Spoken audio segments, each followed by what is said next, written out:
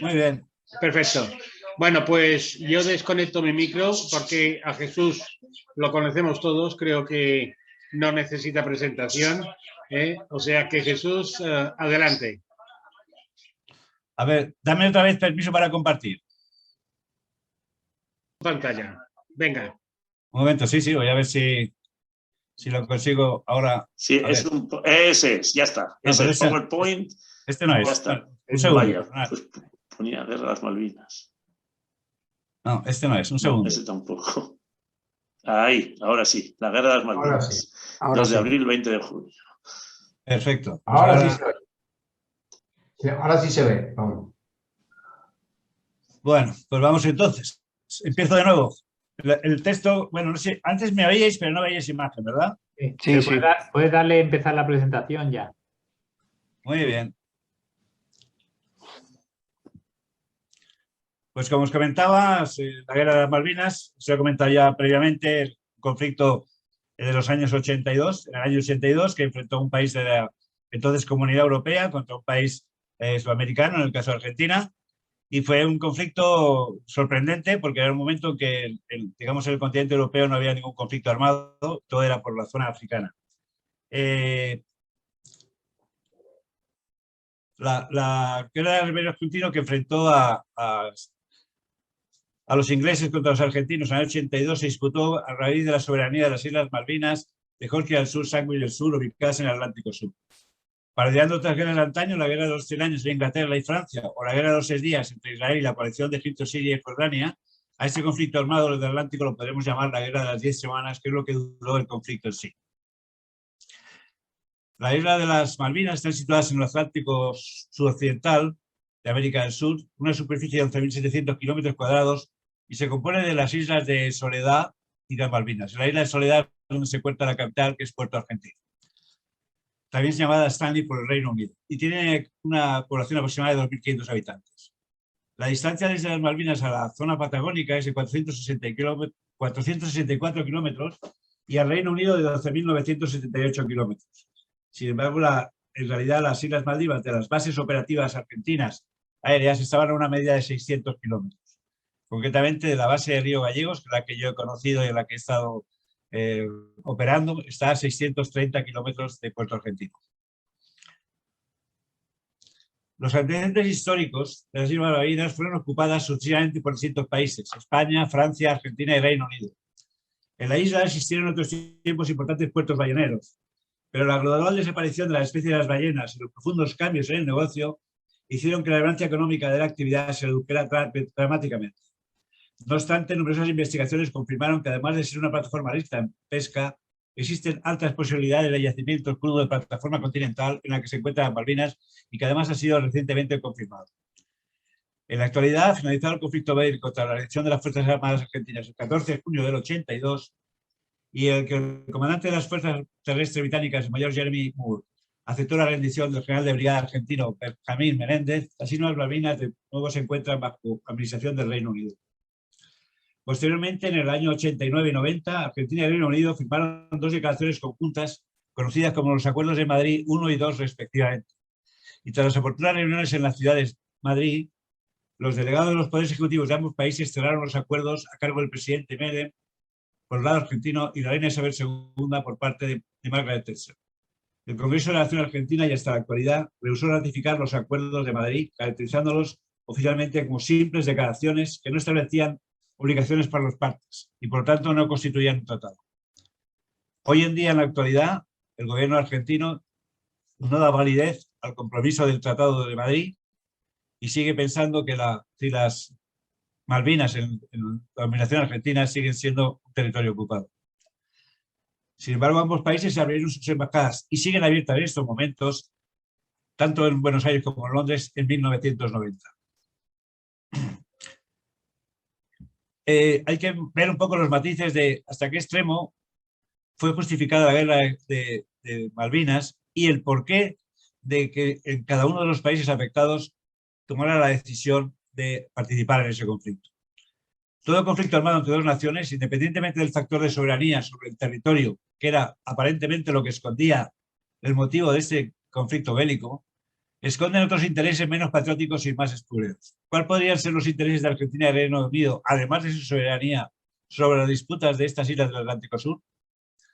Por parte argentina, además que desde 1981 la dictadura cívico-militar, que padecía una decadencia política, y existía una oposición grande al régimen motivado por las continuas violaciones de los derechos humanos que persistían desde los años 70. Recordar que antes de la Junta Militar Argentina, que existía en el momento que estaba el conflicto de Malvinas, habían venido ya desde los años 70, desde la época de Videla, desde Videla hasta Viola y hasta el actual Junta Militar, se habían cometido verdaderas aberraciones en derechos humanos. Yo que puedo contaros que, como he pasado mucho tiempo en Argentina y estuve además en un momento muy delicado de su conflicto bélico, me contaron de primera mano las verdaderas barbaridades que se hicieron durante todos aquellos años con respecto sobre todo a la población civil.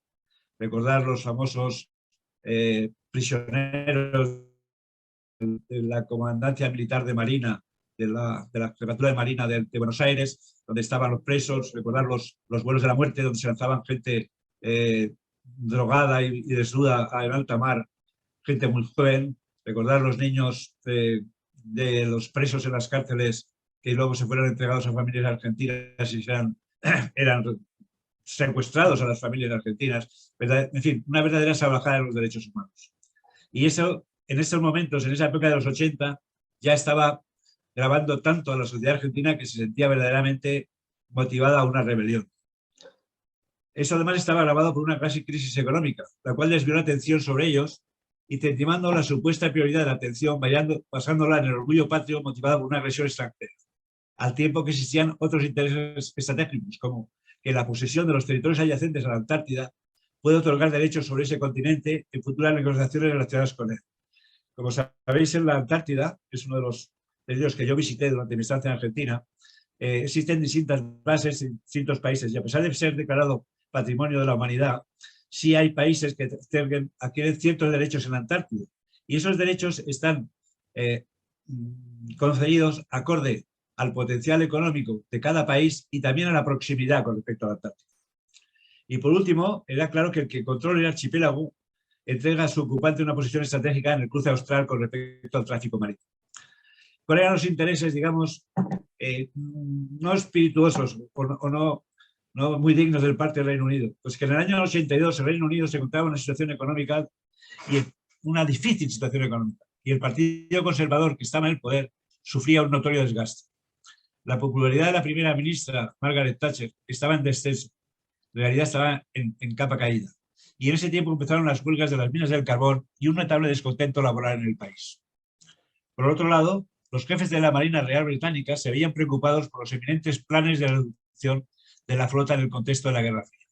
Luego, era un momento en que, tanto por parte argentina como por parte inglesa del Reino Unido, los gobiernos estaban en un momento crítico, con una gran oposición interna, con un descrédito notable, y les venía muy bien desviar la atención de esos problemas políticos con un motivo que uniera a sus ciudadanos como un tema de soberanía, como un tema de agresión a su propio país.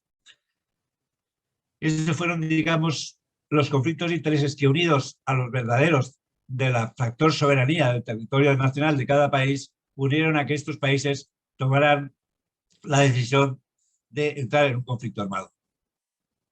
En aquel momento, los poderes políticos de ambos países, las Malvinas, en Estados Unidos, en el Reino Unido, por supuesto, estaba la reina Isabel II y la primera ministra Margaret Thatcher. Por parte de Argentina, el teniente general Leopoldo Fortunato Galtieri era el jefe de la Junta Militar formada por el almirante José Isaac Anaya y el brigadier general Omar Domingo Grafiña. Estos eran, digamos, los poderes fácticos de cada uno de los dos países enfrentados. ¿Cómo vino la invasión por parte de las Islas Falkland por parte argentina? El 5 de enero de 1982, la Junta Militar tomó la decisión de realizar una acción militar si las negociaciones diplomáticas no progresaban. Esas negociaciones diplomáticas llevaban años y años en curso sin ningún resultado. Encargando un estudio al Estado Mayor reducido, integrado por un representante de cada Fuerza Armada, para ver la posibilidad de la invasión de las Islas Malvinas. El estudio concluyó con que la operación era apta, factible y aceptable. Esta definición, apta, factible y aceptable, pesaría mucho en el conflicto, porque en realidad ellos pensaron que si la invasión era fácil, ¿por qué no hacerla? Y esta especie de decisión fue la que les llevó a hacer esta invasión. El objetivo político por los militares argentinos fue de consolidar la soberanía argentina en las Islas Malvinas, Georgia y Sandwich del Sur y contribuir a afirmar su pleno ejercicio en el Océano Atlántico Sur. La operación tenía dos condiciones.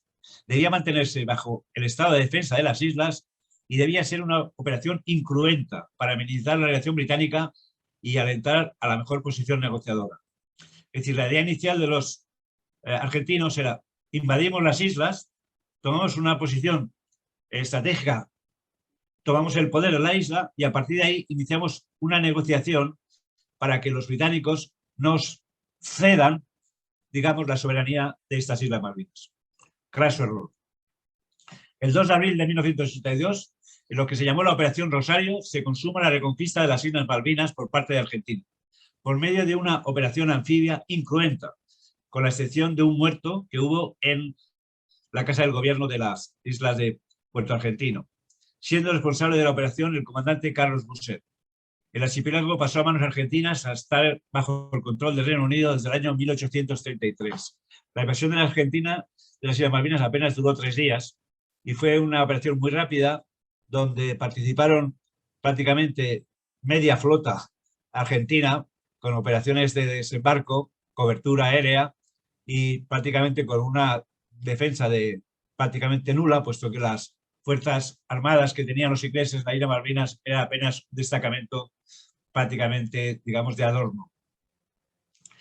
El 3 de abril, exactamente tan solo un día más tarde de esta invasión, el Consejo de Seguridad de las Naciones Unidas aprobó una resolución que exigía el cese inmediato de las hostilidades, la retirada inmediata de todas las fuerzas argentinas de las Islas Malvinas y requerir a los gobiernos de Argentina y Reino Unido hallar una solución diplomática a sus diferencias, respetando los propósitos y principios de la Carta de las Naciones Unidas. Esta resolución obtuvo el voto favorable del movimiento de los países no alineados que votaron contra Argentina, con la excepción de Panamá, y, por cierto, la excepción de tan solo 4 países: la Unión Soviética, España, Polonia y Chile. El germen del futuro conflicto armado entre estos países se había consumado. Quiero recordaros que la posición de España con respecto ya no solo al conflicto de Argentina, sino con cualquier conflicto que exista en Argentina que tenga su repercusión en las Naciones Unidas. En España queda una deuda de gratitud con Argentina, pues recordar que tras la Guerra Civil Española, cuando el bloqueo es prácticamente internacional a España, cuando terminó la guerra, el único país que apoyó, sobre todo con suministro de víveres y con apoyo a España, fue Argentina. Eso creó una especie de deuda continua que se sigue manteniendo y de ahí también un poco, digamos, esas relaciones de fraternidad que existe entre ambos países. ¿Cuál fue la respuesta del Reino Unido a la invasión de las Islas Falkland? La recuperación argentina de las Malvinas tomó por sorpresa al gobierno y a las Fuerzas Armadas del Reino Unido. Tras varias horas de análisis y controversias del Parlamento y el gobierno, la primera ministra Margaret Thatcher decidió movilizar a la flota para retomar el control de las Malvinas. Es tan cierto que les pilló de sorpresa que muchas de las informaciones que se dieron en televisión argentina eran totalmente desmesuradas, otras eran pues, falsas. O sea, en realidad no sabían muy bien lo que había pasado ahí. Lo que sí les llegó unas noticias de que se habían invadido las islas, pero no sabían hasta qué extremo si era una invasión muy claro. Menos puedo decir que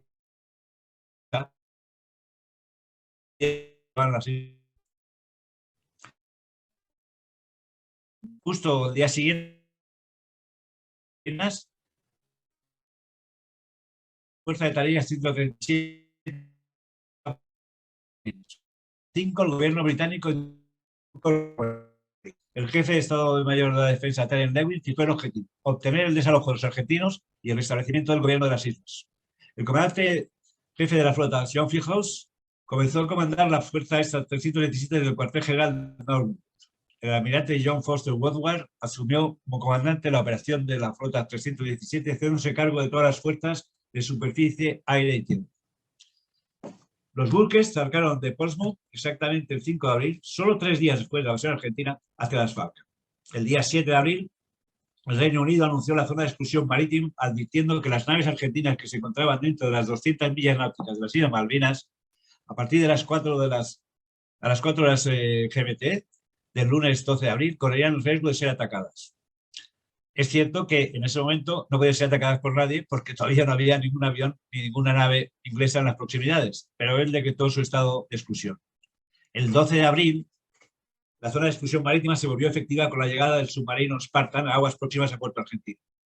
Y el 30 de abril se impuso la zona de exclusión total, incluyendo ahí ya no solo a las naves, a los barcos, sino también a cualquier aeronave argentina. El 26 de mayo, el Consejo de Seguridad emitió una resolución 505 y se autorizó a Pérez de Cuéllar para mediar entre las partes del conflicto, lo que convocó a cooperar con el mediador y a establecer un contacto para renegociar las condiciones para imponer el alto fuego. El Reino Unido rehusó detener la guerra y retirar sus fuerzas. El 5 de junio, el secretario general Pérez Cuéllar envió un mensaje secreto a Leopoldo Galtieri y a Margaret Thatcher, proponiéndole concederse una tregua a partir del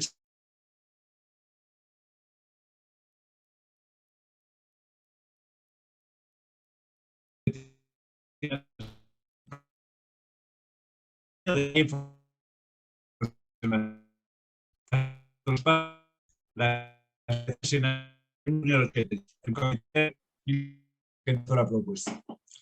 El enfrentamiento armado entre ambos países ya era inevitable. Por parte argentina, tras su caso inocente error de creer que el enfrentamiento jamás se produciría pensando que la presión internacional lo evitaría, y por parte británica, porque tras su majestuoso despliegue naval no podían regresar a Estados Unidos sin alcanzar su objetivo, por el descrédito que sobre su gobierno se produciría la retirada de sus ciudadanos. Yo os puedo asegurar, porque lo viví en primera línea, que en Argentina la Junta Militar jamás creyó que fuera a entrar en guerra. En ningún momento creyeron que la flota inglesa llegaría hasta las Malvinas. Estaban absolutamente convencidos, pero hasta 24 horas antes, de que en cualquier momento las Naciones Unidas conseguiría parar esa flota. De ahí que cometieron bastantes errores con respecto a su preparación para ese conflicto armado. Indudablemente, ambos bandos recibieron apoyos internacionales, inicialmente tibios, luego más activos, pero en general sí se creó una división de opiniones entre los bloques prácticamente americanos y los bloques europeos. Americano me refiero a Centroamérica y Sudamérica. Ambos bandos recibieron apoyos internacionales, mayoritariamente, es cierto, el Reino Unido, bien haciendo de mediadores en las negociaciones entre ambos países o bien de forma indirecta durante el conflicto, aunque siempre manteniendo una aparente neutralidad y sin participación directa en el conflicto. Es algo parecido a la Ucrania, mucho apoyo, pero sin participar directamente en el conflicto. Muestra de ello fue la cesión por parte de Estados Unidos al Reino Unido de su base aérea en la isla de Ascensión. Esto fue fundamental para el conflicto. Además de armamento, en particular misiles aire-aire Sidewinder, antiaéreos FI-92 Stinger, y ambos responsables de un gran número de pilotos argentinos muertos y de aviones derribados. Igualmente, la República Francesa proporcionó información sobre el avión Supertendar y el visor Exocet-39 que había vendido a Argentina en el 81. Por otro lado, la implantación de vuelos de espionaje argentinos realizados por la Fuerza Aérea Chilena en coordinación con la Fuerza Aérea Británica, con el objeto de obtener información sobre las fuerzas argentinas, las Fuerzas Armadas argentinas, de las que los británicos carecían totalmente. Los chilenos avisaban de la salida de los aviones argentinos desde el continente. Como vemos aquí, aportación de armamento fue por parte de Estados Unidos después de un momento determinado de las negociaciones, y la República Francesa, sobre todo, de información con respecto al material bélico que tenía Argentina de origen francés. Por parte de Argentina, algunos aviones de caza Mirage 3 por parte del gobierno de Perú fueron entregados. En concreto, 10 aviones Mirage 3 del gobierno de Perú se entregaron al gobierno argentino para su conflicto.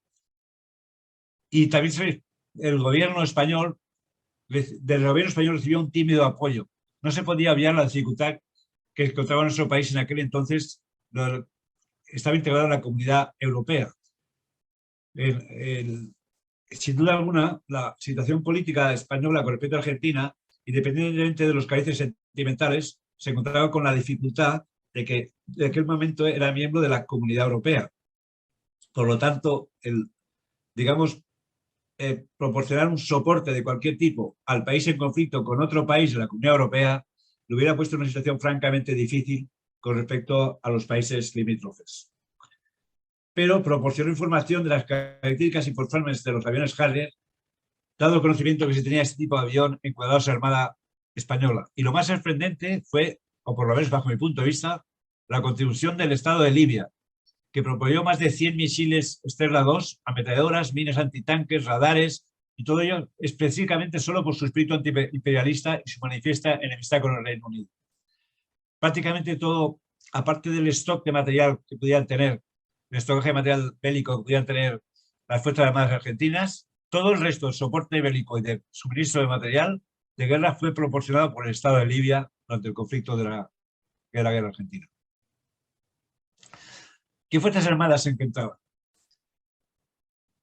Ni qué decir tiene que era absolutamente desproporcionada la potencia bélica del Reino Unido y la potencia bélica de Argentina. Eran dos fuerzas y ni siquiera no se podían comparar bajo ningún parámetro, ni en potencial, ni en número de hombres, ni en técnica, ni en estrategia, absolutamente nada. Pero sí es cierto que el conflicto se va a desarrollar en un territorio aislado, determinado y con infinitamente menor fuerza armada por parte argentina, pero con mucha más proximidad y con la dificultad de tener que desplazarse casi 13.000 kilómetros a la flota inglesa para llegar a ese sitio. En todo caso, las fuerzas que se enfrentaron fueron las siguientes. Por parte del Reino Unido, las fuerzas terrestres fue la tercera brigada de comandos, formada básicamente por los famosos Royal Marine, y la quinta brigada de infantería, que era la fuerza de reacción que tenía y tiene el Reino Unido para reaccionar fuera del Reino Unido y que está marcado siempre para operaciones fuera de su escenario europeo. Aquí en esta fuerza es la que están integrados los famosos burkas, que tanto renombre tenían de su crueldad y de su efectividad y que participaron prácticamente en el desembarco inicial inglés sobre la isla de Malvinas.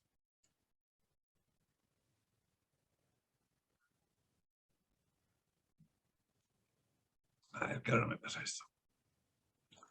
Por parte de también las fuerzas navales que desplegaron fueron 2 portaaviones, el Hermes y el Invertible, 8 destructores, de los cuales 2 de ellos fueron hundidos, el Schiffer y el Coventry, 2 buques de asaltos de anfibio, 15 fragatas, de las cuales 2 de ellas también fueron hundidas, la Arden y la Antelope, 6 submarinos, 2 de ellos nucleares, 5 cazaminas, 10 petroleros y otro gran número de apoyo de aviones civiles, de buques civiles, lo que conformó una flota naval de más de 100 buques, la mayor flota agrupada por un de la Segunda Guerra Mundial. De todos estos navíos de las fuerzas navales inglesas, posiblemente los que mejor contribuyeron a la posición inglesa, por supuesto, los aviones que llevaron embarcados todos esos aviones que fueron los que batieron el cobre en el conflicto, y lo que sí tiene una vital importancia fueron los submarinos, porque prácticamente con los submarinos apostados en las 2 grandes bases navales argentinas bloquearon absolutamente la flota argentina. La flota argentina prácticamente no dieron que navegó, y a partir de ahí solamente con esta estación Argentina quedó absolutamente paralizada. En cuanto a la Fuerza Aérea Argentina, que iba desplazada, pues prácticamente estaba la Marina Real Británica y los cuerpos marinos y el ejército británico. Con respecto a aviones, digamos, de que te podían presentar, estaban embarcados, y los que pertenecían a la Fuerza Aérea eran los Harrier G3, que llevaban 14 unidades, y por parte de la Marina Británica eran los Sea Harrier también, que llevaban 28 unidades. Estos aviones, estos 42 aviones, si no me equivoco, fueron los que participaron prácticamente en la defensa de ataque a Atenas. Y otra parte importante que tuvieron en cuenta fueron los bombarderos estratégicos Vulcan, que operaron en la Operación Blanco. Todos estos aviones, excepto los Harrier, que iban embarcados en los aviones, y por supuesto todo este resto de helicópteros, el resto de aviones estaban basados en la isla de Ascensión, que es la isla que Estados Unidos les cedió para que pudieran hacer su posicionamiento para el conflicto. Prácticamente esos fueron los aviones que tenían los ingleses, los bombarderos Vulcan y los Harrier embarcados, tanto los de la Fuerza Aérea como de la naval. El recorrido de la flota inglesa desde el Reino Unido hasta la zona de conflicto fueron alrededor de 8.000 millas. Como veis, partieron de Portsmouth, algunos barcos se incorporaron desde Gibraltar y llegaron a la isla de Ascensión, donde hicieron su primera redistribución de flota, y de ahí ya hicieron de nuevo un nuevo camino en el que unos fueron directamente hacia las Islas Malvinas y los otros fueron hasta las islas de Georgia del Sur. Las islas de Georgia del Sur se recuperaron prácticamente en un día sin ni siquiera tener que hacer ningún tipo de conflicto bélico. Prácticamente fue una rendición inmediata por parte inglesa, por parte argentina. Pero como veis, el camino fue francamente un largo camino. Este largo camino, que duró unos cuantos días, fue lo que hizo que Argentina se creyera que jamás llegaría a suceder.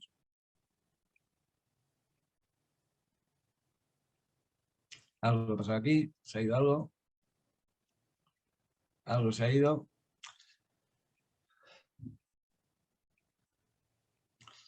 La Junta Militar Argentina.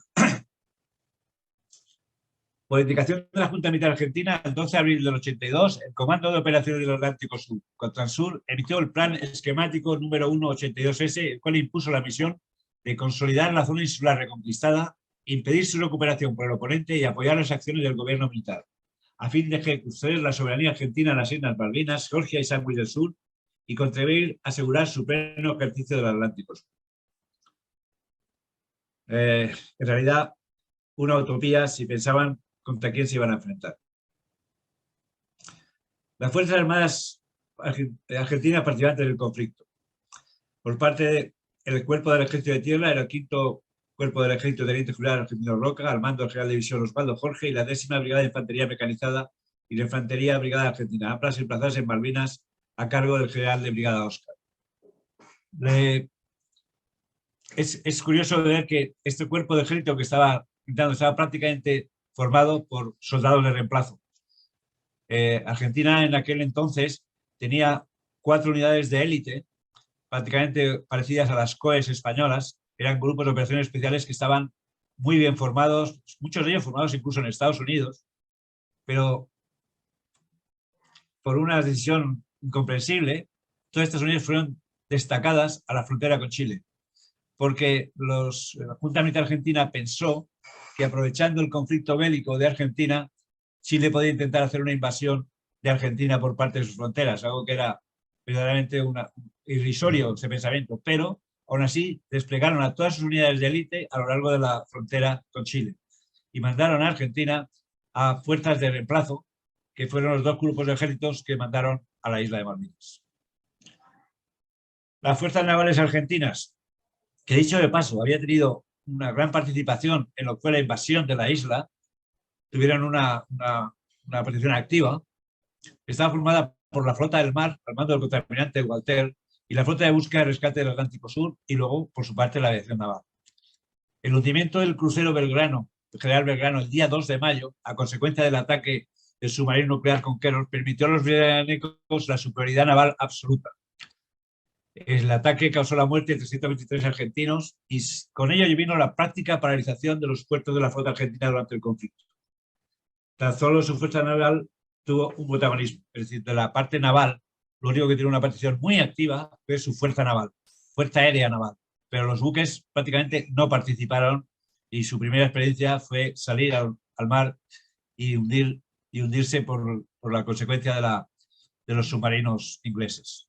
O sea, su participación en la guerra fue prácticamente nula. Con respecto a las fuerzas aéreas argentinas, hay que dividirlas en 2 tipos de fuerzas. Las fuerzas aéreas, que estaban formadas por los escuadrones en las bases aéreas militares de Comodoro Rivadavia, Río Gallegos, Río Grande, San Juan, San Julián, Santa Cruz y Trébol, al mando del general de brigadier Ernesto Crespo, y la Fuerza Aérea Naval, que estaba basada en Río Grande. En el enfrentamiento armado entre el Reino Unido y Argentina, tras la reconquista temprana de las islas por parte de las fuerzas terrestres ingleses, la práctica paralización de la flota argentina bajo la presión de los submarinos ingleses, la Fuerza Aérea Argentina y la Fuerza Aérea Naval adquirieron un protagonismo absoluto en la participación y respuesta de las Fuerzas Armadas argentinas.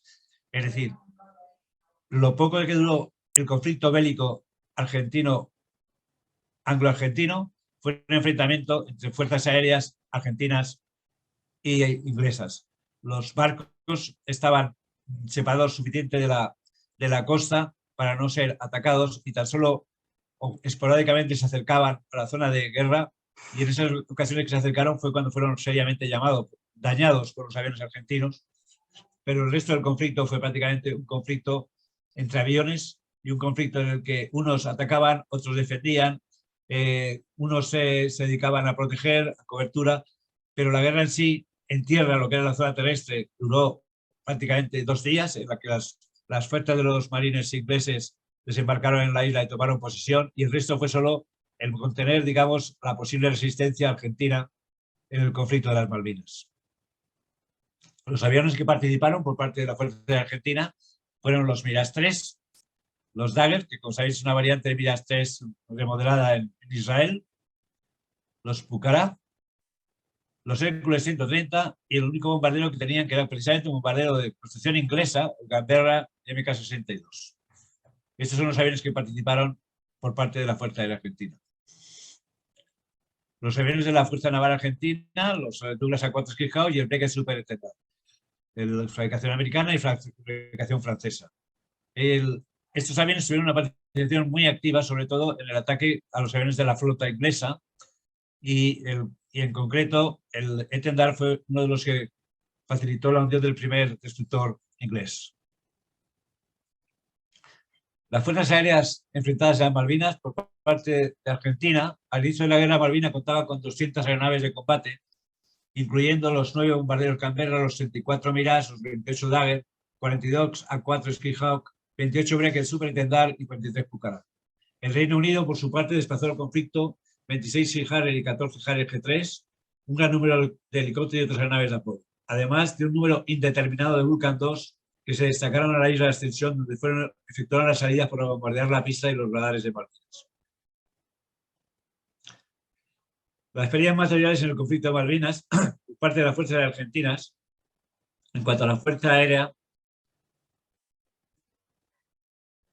como veis, en total fueron 100 aeronaves las destruidas, pero aquí estas aeronaves cuentan tanto helicópteros como aviones de caza y de combate.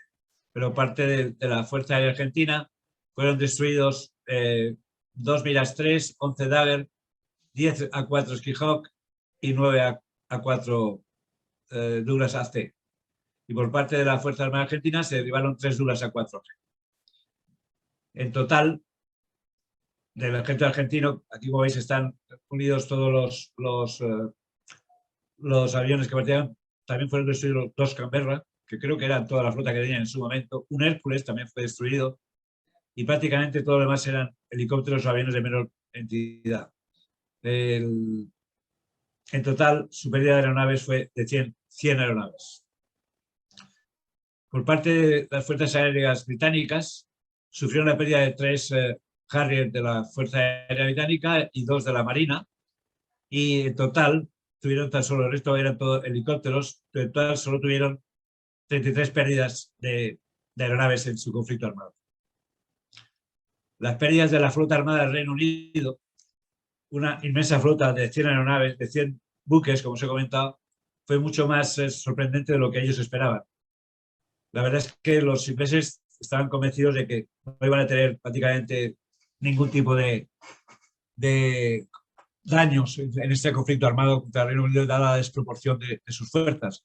Sin embargo, como veis, tuvieron notables daños en su flota. Sin ir más lejos, 2 destructores y 2 fragatas y un avión de desembarco fueron hundidos o destruidos. 2 destructores, 2 de ellos de los más modernos que tenían en su flota. Por su parte, también se hundieron algunos aviones de logística y algún portacontenedor. De esas aeronaves, otras muchas fueron averiadas, por supuesto, a raíz de los ataques, pero lo que es hundirse de flotas, digamos, de prestigio de su flota, fueron los 2 destructores y las 2 fragatas que consiguieron hundir los argentinos en el conflicto. La pérdida de vidas humanas en la guerra de Malvinas. Según fuentes británicas, además de las fuerzas embarcadas, fueron entre 2.500 y 5.000 el número de infantes de marina que desembarcaron en las Malvinas. Su baja total de muertos fue de 255 muertos. Alrededor de 23.000 militares argentinos participaron en el conflicto armado. 10.300 del ejército, 10.600 de la armada y 2.300 de las fuerzas aéreas. Sus bajas totales fueron de 650 muertos. Este es un resumen cronológico para ver que en muy poquito tiempo las variaciones que tuvo el conflicto de la Guerra de Malvinas. El 2 de abril se conquista la Guerra de Malvinas por parte de Argentina. El 12 de abril se vuelve efectivo el bloqueo británico a las Islas de Malvinas. El 25 de abril las tropas británicas toman con apoyo naval y rinden el destacamento argentino de la Georgia del Sur. El 1 de mayo inician los combates en las Malvinas. El 2 de mayo se hunde el crucero argentino Castilla-Belgrano. El 4 de mayo se destruye el destructor británico Sheffield por parte de un misil Exocet argentino. El día 7 de mayo la extensión del bloqueo británico aumenta a las 12 millas del litoral marítimo argentino. El 9 de mayo se hunde el pesquero argentino Narval, que estaba en la zona de Argentina. El 10 de mayo se hunde el transporte argentino Gara de los Estados Unidos, el estrecho San Carlos. El 21 de mayo se establece la cabeza de playa británica en la bahía de San Carlos. El 25 de mayo la aviación argentina había destruido 3 buques de guerra y un portacontenedores. El 29 de mayo el ejército británico derrotó al argentino en la batalla de Pradera del Almanzor. Prácticamente se puede decir que la isla de Malvinas estaba reconquistada. El 30 de mayo hay un ataque al portaaviones Invencible. El 2 de junio las autoridades españolas arrestan comandos argentinos que buscaban atacar la base de Gibraltar. El 8 de junio hay un ataque aéreo de Argentina en la bahía Agradable que obtuvo éxito. El 11 de mayo Juan Pablo II visita Buenos Aires y al anochecer los británicos inician el asalto final con las últimas posiciones argentinas. El 14 de junio el mando argentino se rindió en las Malvinas. Y el 20 de junio el Reino Unido desalojó a los argentinos de la isla de Thule y declaró el fin del conflicto. Independientemente de la inmensa diferencia de poderío militar entre Reino Unido y Argentina, las autoridades de las Fuerzas Armadas de Argentinas cometieron errores tácticos y estratégicos en la preparación y desarrollo del conflicto bélico. Por un lado, la falta de previsión de un despliegue de la flota naval que efectivamente había participado durante la invasión, lo que dejó prácticamente todos sus buques encerrados en sus puertos durante la contienda, ante el bloqueo de los mismos por parte de los submarinos ingleses. Por otro lado, el haber desplazado a las fuerzas terrestres de élite a las fronteras de Chile hasta un supuesto e imaginario ataque de dicho país aprovechando el conflicto, por lo que la mayoría de las fuerzas terrestres desplazadas a Malvinas sean soldados de reemplazo. Y por último, y entre otros, el no haber prolongado la pista de aterrizaje del aeropuerto de Malvinas, algo factible mediante la colocación de planchas de acero ajustables de forma provisional o por cualquier otro método, lo que produjo la imposibilidad de destacar aviones de caza a dicho emplazamiento para la defensa y cobertura de su espacio aéreo, por lo que los aviones argentinos procedentes de sus bases lejanas llegaban a su entorno muy limitado de autonomía, por lo tanto con muy pequeña capacidad de acción y reacción. En resumen, todo parece indicar que el gobierno argentino nunca creyó realmente que el enfrentamiento armado se iba a producir. Hasta el último momento creyeron que a través de negociaciones o bien por la presión internacional, el enfrentamiento se había abortado y todo acabaría con unas largas y tediosas negociaciones de años para acabar con la situación de la confrontación. Sin duda, su mayor y claro error.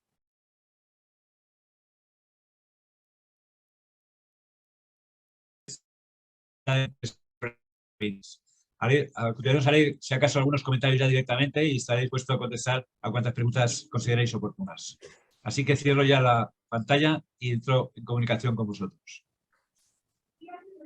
Estupendo, muchas gracias, Jesús. Muy bien, muy interesante. Y ¿Puedo haceros algunos comentarios genéricos de la guerra de Malvinas? Deciros, por ejemplo, que las aeronaves argentinas, concretamente les de recopilar un poco de información y sobre todo hacer un estudio de cuáles habían sido los puntos débiles de esa fuerza aérea que tuvo tantos hombres, que dejó tantos hombres en el camino. Estuve en el escuadrón de Millas 3 bajo el Comodoro Corino, mando el Comodoro Corino, y prácticamente me dediqué a hacer todos los días combates con los hombres que todos o prácticamente todos los que estaban en ese escuadrón habían participado en el conflicto de Malvinas. He de decir que el arrojo de los pilotos argentinos me sorprendió. Eran verdaderamente chicos muy jóvenes, pero con un arrojo increíble. Pero también he de decir que su formación táctica, sobre todo sobre táctica de combate, era relativamente baja. Cuando yo les daba briefings para hacer prácticas de combate, que salíamos a diario de hacer prácticas de combate, prácticamente todas las estrategias modernas de combate aéreo las desconocían. Ellos prácticamente salían con su avión y luego allí improvisaban hacer lo que pasaba. Pero vamos, me sorprendió, sí que era sorprendente la bravura que ponían y la que pusieron en el momento del conflicto. Otra de las dificultades enormes que tenían los aviones es que, dado el craso error, porque yo digo, los argentinos, la Junta Militar nunca creyó que iba a entrar en guerra. Ellos pensaban que mientras estuviera la gente ocupada en el conflicto, pensaban en otra cosa, pero con la guerra eso no iba a pasar nunca. Con lo cual, en el puerto argentino, que había un aeropuerto, pero una pista muy cortita, estaba pensada prácticamente para y poco las pistas. Podrían sido súper, podían haber tocado la pista y haber tenido allí destacados aviones, los Mirage destacados allí, con lo cual la cosa hubiera cambiado mucho, por lo menos a las facilidades con que los ingleses recuperaron la isla de Malvinas. Los aviones Mirage 3 despegaban básicamente la 6ª brigada, que es la que yo estuve, despegaban del río Gallegos hasta Malvinas, que estaba a 630 kilómetros de Malvinas. Luego había que calcular que eran casi 1.200 kilómetros de ruta lo que tenían que hacer para ir y volver a su base de destino, no podían quedarse allí. Y cuando llegaban a la isla de Malvinas, prácticamente lo que hacían era ponerse en CAP. CAP quiere decir orbitar encima de la isla argentina, esperando a que acudieran aviones ingleses a atacar o bien que algún buque se aproximara para poderlo atacar. Pero lógicamente los ingleses no eran tontos y sabían muy bien que bastaba con quedarse un poco apartados y esperar a que se les acabara el combustible, que era relativamente muy pronto. Prácticamente esas patrullas estaban orbitando 15-20 minutos a la vertical, no podían hacer más y tenían que regresar porque se quedaban sin combustible. Prácticamente quiere decir que, ¿qué es lo que pasaba? Los aviones argentinos sufrieron mucho porque cuando hacían sus operaciones de CAP, llegaban al área aérea y allí no había aviones, allí no había nadie. Y claro, estaban solos, esperaban y cuando pasaban 15-20 minutos tenían que volver porque a duras penas les daba el combustible para regresar a su agente de origen. Y ese era el momento en que aparecían los aviones ingleses. Cuando ellos se iban en retirada hacia sus bases de origen, se ponían detrás de ellos y los aviones argentinos no podían enfrentarse. Sabían que si se daban media vuelta para enfrentarse al combate, se suponía que iban a caer al mar, porque ya no que fueran derribados, no iban a tener combustible para regresar. Con lo cual prácticamente lo que hacían era intentar hacer una evasión lo más rápida posible, aprovechando la diferencia de velocidad entre el Mirage y el Harrier, pero aún así muchos de ellos fueron cazados prácticamente a tiro pichón, con que los ingleses se ponían detrás de ellos sabiendo que no se iban a revolver al combate y los iban derribando a medida que se iban escapando. Muchas de las patrullas que salieron a las operaciones de cobertura de Malvinas, cuando yo hablaba con los participantes directamente, muchos de ellos habían formado parte de esas patrullas, me comentaban, prácticamente no podíamos hacer nada más que esperar que Dios nos diera suerte y que no llegaran a alcanzarnos, porque no podíamos hacer nada.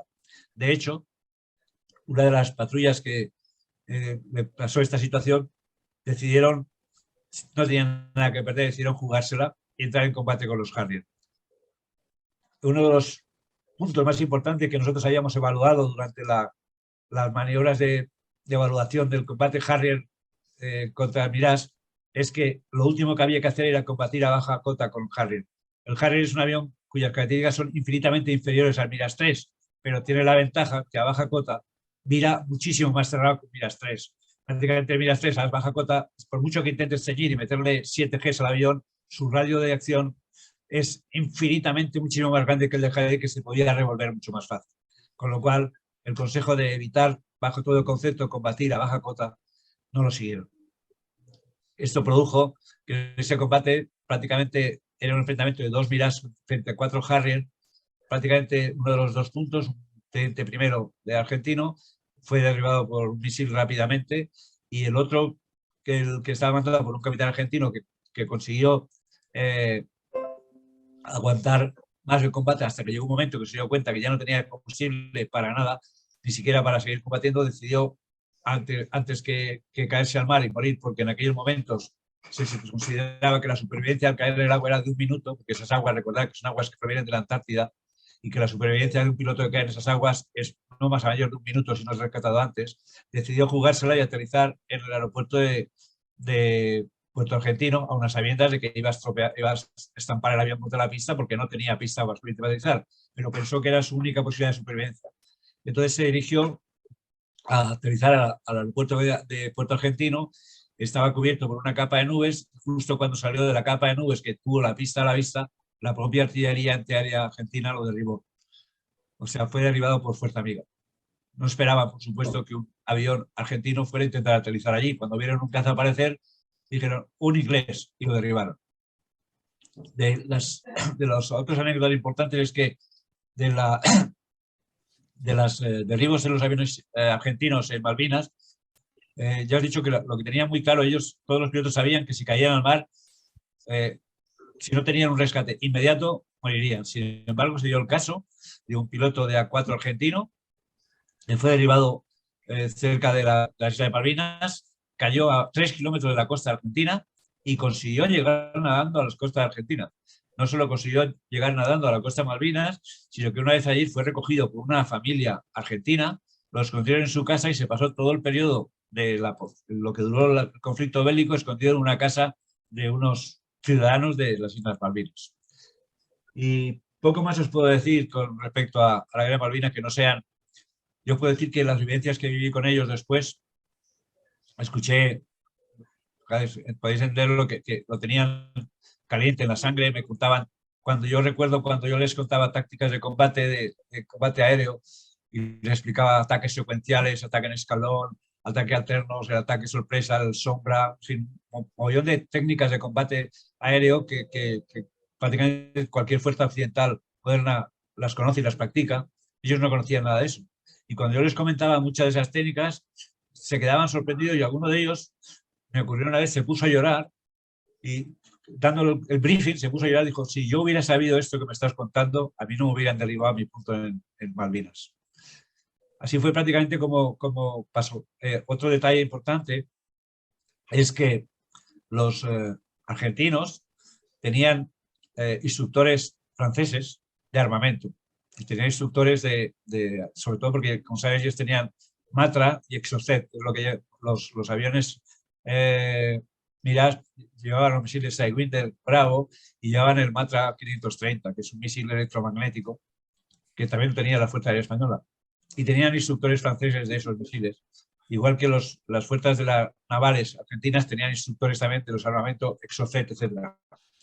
Pero por alguna razón que no se explica muy bien, esos instructores recibieron la orden de no enseñarles mucho, de no contarles mucho de las cosas.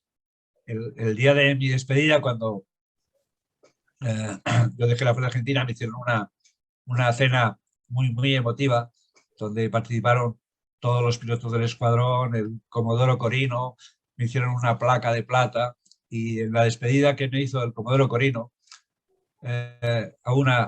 estaba presente, el instructor francés también, estaba presente en esa conferencia, en esa cena de despedida. Y tuvo una frase que fue dura, sobre todo para el francés, porque dijo, dijo, gallego, por supuesto yo allí cuando llegué, yo era el gallego. Gallego, yo te quiero decir una cosa, nos enseñaste tú más en 3 meses que, y señalando con la mano al francés, dijo, que este boludo en 3 años. Eso fue la experiencia. Bueno, yo la verdad es que cuando recuerdo aquellas épocas y las vivencias, te siento escalofríos porque cuando tú convives con una gente que ha perdido a muchos pilotos, muchos compañeros apenas un mes antes, te cuentan sus batallas y esas, unido a todas las confidencias que recibí con respecto a la vulneración de los derechos humanos en Argentina, que eran escalofriantes. Para mí creó una unión especial con el pueblo argentino. Por supuesto fue una experiencia muy importante para mí, la que tuve allí, pudiendo vivir de primera mano toda esa experiencia, volar sus aviones, conocer su arrojo y sobre todo ver la cantidad de errores que cometieron de preparación del conflicto bélico. El conflicto bélico hubiera acabado decantándose por parte inglesa en cualquier caso, no importaba un poco el tipo de operación, pero lo sí es cierto que hubiera sido menos cruento para los argentinos, hubiera sido más difícil para los ingleses si verdaderamente la Junta Militar Argentina creyera que iban a entrar en una guerra y se hubieran preparado para tal. Yo creo que fue absurdo. O sea, el gobierno argentino en ningún momento preparó la guerra. Destacaron ahí unos soldaditos de plazo, no prepararon, ni siquiera tenían una buena preparación de antiaéreo, no tenían nada. Era un poco paripé lo que hicieron. Eso sí, daban los clásicos discursos grandilocuentes, patrióticos a la gente, pero su preparación para la guerra fue nula. Podían haberla hecho mejor, no tengo ninguna duda. Y eso es lo que llevó un poco luego a sacrificar muchos hombres, metiéndolos en un conflicto armado sin prepararse previamente, a esperar solamente que la descompensación de fuerzas entre tantas fuerzas armadas los masacrara. Eso fue un poco el resumen de la guerra de Malvinas. Afortunadamente, para todos, posiblemente el conflicto de Malvinas fue la mecha que encendió hasta aquí hemos llegado de los argentinos, y a partir de ahí vino ya la derivación en la que se entró, digamos, en la fase democrática de Argentina, que llega hasta nuestros días con sus defectos y sus virtudes, como todas las democracias, su corrupción, sus cosas, pero vamos, se ha abandonado, por ejemplo, toda esa fase de la vulneración de los derechos humanos, y ahora en Argentina hay un gobierno argentino con sus cosas buenas y cosas malas, pero como cualquier otro país, y los ciudadanos argentinos viven en otro mundo, una democracia, en una libertad y en una forma de vida que gracias a Dios han recuperado lo que nunca tuvieron durante la época de las juntas militares argentinas. Y hasta aquí mi exposición. Si queréis hacerme alguna pregunta, estoy a vuestra disposición. Gracias, Jesús. Muy bonito, muy bien. Y de alguna manera hemos empezado con buen pie, ¿no? Si alguno, bueno, Jesús ya me dijo que a lo mejor si se hacía alguna pregunta él no podría contestar, ¿no? Pero bueno, si hay alguien que quiera comentar algo, que quiera preguntarle, pues los que tengáis el micrófono apagado, basta que apretéis la barra espaciadora y entonces automáticamente se activará el micro. Venga, adelante pues. Sí, Jesús, ya abro fuego.